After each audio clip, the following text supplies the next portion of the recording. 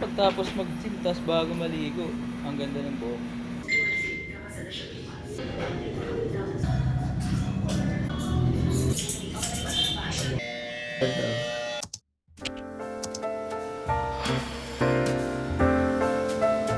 Vlog, oh.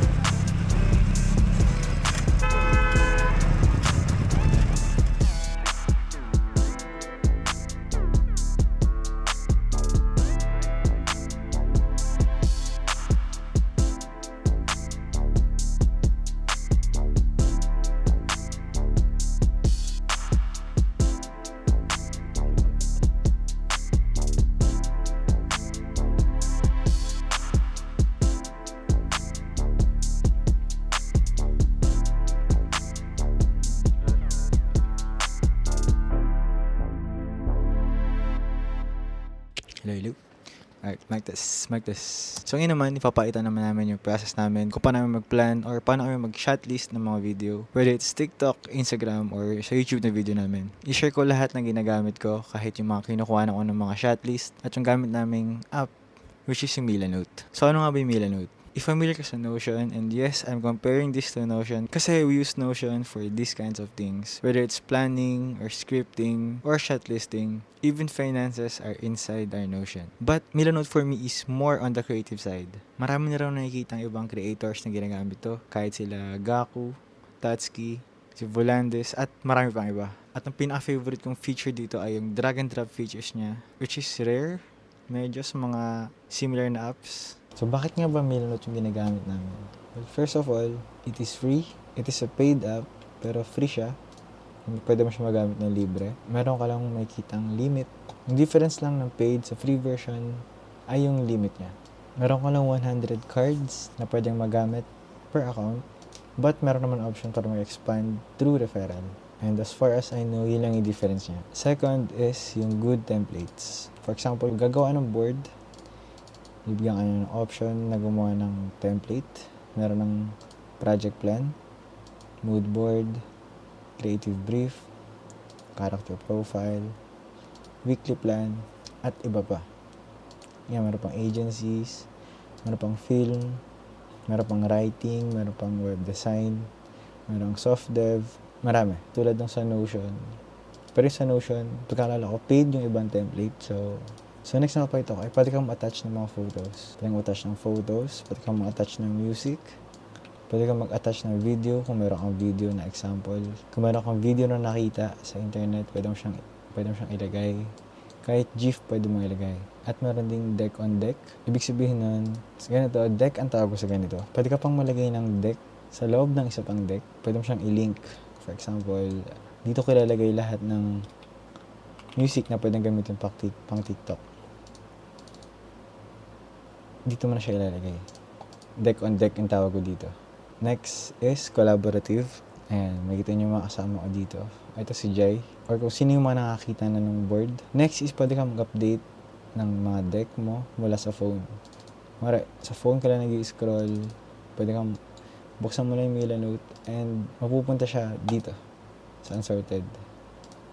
Ngayon papakita ko lang naman yung example ng isang template na ginawa para sa TikTok video na ito sobrang simple lang naman ng video na to. Kaya hindi hindi siya masyadong complicated tingnan. Meron lang ako ditong music na title. At kaya nasabi ko, pwede kang mag-link ng music, pwede mo siyang pwede mo painggan ng mga nasa loob ng board. Pwede mo siyang i-download directed dito para kung may mag-edit man na iba. Meron siyang access sa file to download. Hindi mo nakala ng Google Drive, diretso na sa board. Next is yung product, kung anong product yung i-shoot para sa script na to. And next ay, meron lang akong habit na, gano'n naman lahat kung paano mag-shotlist. Kadalasan ay per sentence or per scene. Sa part na to, para lang makasave ako ng cards. Isang diretso na yung script, then nag-aaraw na lang ako per card. Kasi yung nakikita ko, for example, gagawa sila ng script. Ito yung line. Then magkakasunod pa na ganito yung gagawin nila. Ayan, parang ito, scene 1, scene 2, scene 3. Minsan per line 1, line 2, line 3, line 4. Then magkaiba ng picture. Since sa free version nga ako, hindi ko siya gagawin. Next is yung other template. Same lang naman siya na setup kasi duplicated lang. Ano lang music, kung anong product, at yung script, and yung mga shot list na gagawin. Ganun din dito. Ibang product lang ulit to. Then yung music, script, etc. Isa ko naman share ay yung mga hoodie bag. At sobrang dali lang niya maglagay ng mga picture. Kung naghahanap ka ng mga shot list or similar shots para sa mga gusto mong product. For example, dito sa board na to, nag-iisip ako ng parang ad video para sa hoodie. Dito lang naghahanap ng mga yan. Either sa Filmic, ito yung link niya. Same.energy. Ephemera usually sa mga mga illustrations or graphic design, something like that. Itong mga mga luma, mga retro kung tawagin. Next is sa iCandy. Kasi gaya ng sabi ko, pwede kang maglagay ng GIF or mga short video sa kada board. So magagamit mo yung iCandy. Since siya mabilis sa mga ganito. Next is yung Cosmos. Ito pinaka-favorite ko sa lahat kasi ewan ko, maganda lahat ng mga nandito eh. Pwede lang mag-search ng hoodie.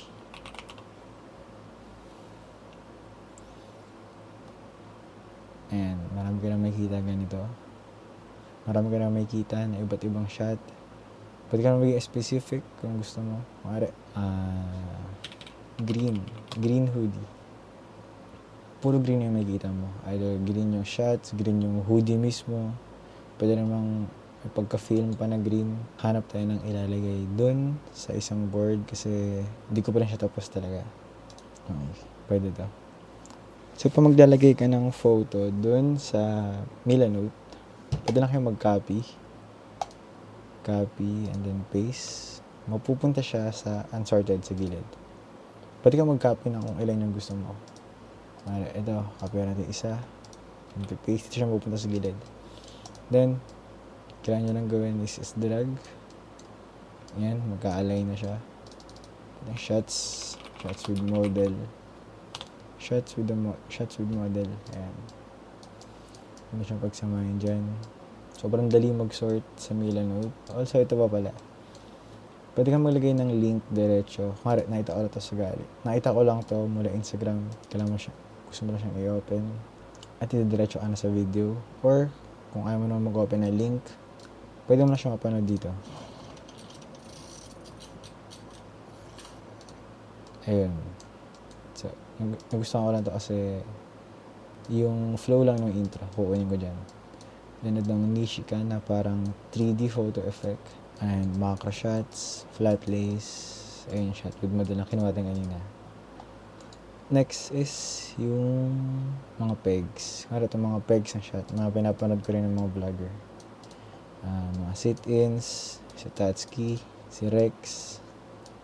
Mga medium shot, Tatsuki pa din, POV. Static shots na pang-establishing. And yung mga sequentials. Ito kay Volandis to. Para sa mga video editor dyan, Volandis ay top 1. Para sa mga mahilig sa mga film dyan, I suggest panoorin niyo si Volandis. Magaganda ng mga video. And mga merch bags. Wala lang. Either mga gusto kong hanapin na hoodie or mga gusto kong hoodie mismo talaga na gawin. So, try natin gumawa ng isang board para sa na-save ko na script pang TikTok. Pwede ko lang ito i-duplicate. Sa pagkakalala ko, ito yung pressure washer na nagawa na ng script. Kailangan na lang ng shot list. Stickies, copy, and paste. Hatiin ko lang siya sa parts na tingin kong pwede na magbago yung scene. Ayan. For example, ganyan. Itong mga arrow, pwede mo na siyang i-move. Gagawin ko ng bago to kasi gagawa ko na lang siya ng bagong arrow. Click mo lang yung draw and ayun, mag-arrow ka lang. And save. Pwede mo lang siya mag-group. Kung gusto mo. Sa mga to, dapat picture yung ilalagay. Kasi may mga video na kami na nagawa. Palitan na rin natin yung product name kasi ito alam ko eh. Pressure washer. Alam ko mayroon na ako nito na mga na-save kasi marami na kami na-shoot para sa product na yun. Screenshot lang tayo, then drag. Lagyan natin yung bago na product. And sa mga shots na to, kunin ko lang naman is yung ibang mga b-roll. Ay, ganyan. Lagyan lang tayo ng note na b-rolls ng product. Marami na kami video ng product na to. Kailangan lang namin i-re-edit ulit. Ang second line ay pwede na same dito. Next is napakadali gamitin. Pwede lang magpakita ng mga shots na ginagamit yung product. Masyado na masakit. Mga kasamang attachment. Papakita ko lang yung mga gun, etc. Then sa last part ay either this is talking head, or another b-roll. Kasi maikli lang naman yung mga TikTok video. Again, this is just an example kasi 100 cards lang yung meron ako. Kailangan ko mag-save ng space. Hindi ito yung pinakamalinis na paggawa ng mga shot list. Kailangan ko lang talaga mag-save ng space. Kung gagawa mo ng sarili kong shot list, mas gusto ko pa yung parang ganito yung itsura. Talaga na-align up per scene. Per scene na gusto ko ay na-title para walang lituhan. Kung gawa mo ng sequential, ito na per scene to. Gagawa ko ganyan. Per scene ko to na ganyan. Para kada shot ay na-list. Kasi nga, ayan nga shot list yung tawag. For example lang siya. Tsaka TikTok video lang naman siya. Hindi mo naman siya kailangan effort na ng buo. Kailangan mo lang ng guide para magawa ng video. Yun lang, formula note. Matulog na ako kasi 5:12 na. Kita nyo ba? Ayun, focus ka. 5 naman. Kailangan ko na matulog. Anong oras na?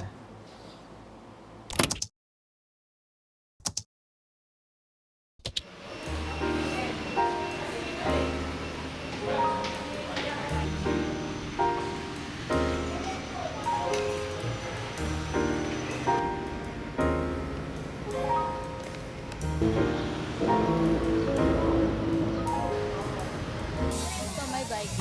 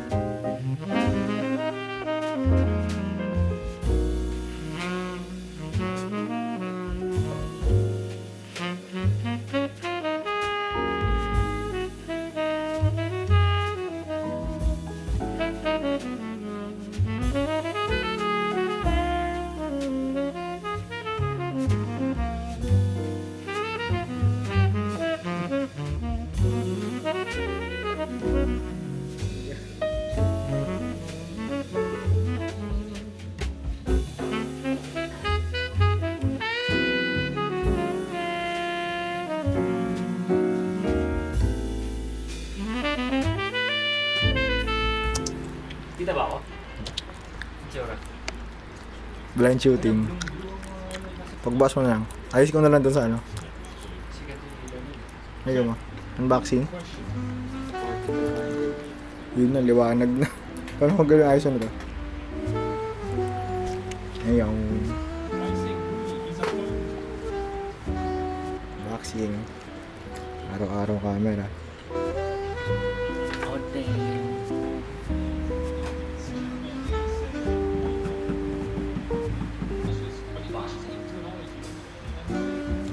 Ano na lang pina-favorite mong ilaw dito sa mga... Ito. Ano nga dito? iFootage SL200 watts. Ano yung projector tsaka yung ilaw, di ba? Hiwalay na. Oo, ano to eh, ambit full to eh. Puto, kain doon. Wala, nakita naman nila. Ambit full, kita ba to? Kita. Ambit full iFootage. Kasama yung Pag binili ka ambit full, kasama yung mga modifier. modifier, pati yung ibang kulay. Yung mga nakikita nyo bintana, dito ko lang sasabihin yun. Yan. Kita ba? Kita. Ano lang nasa dito. Yung filter.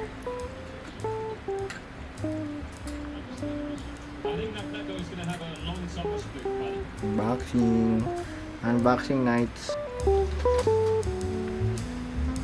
Binaba ko yun naman eh.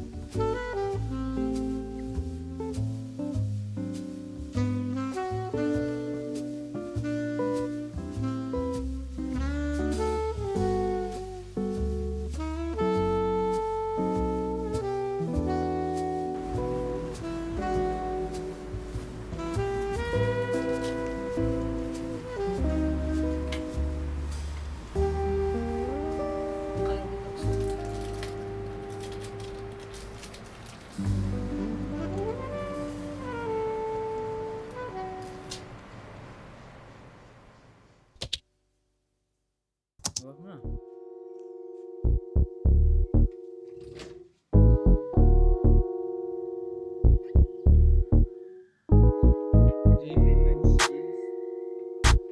Yan yung gamit tayong pressure washer. Yung Surefly, shoutout Surefly, baka pwede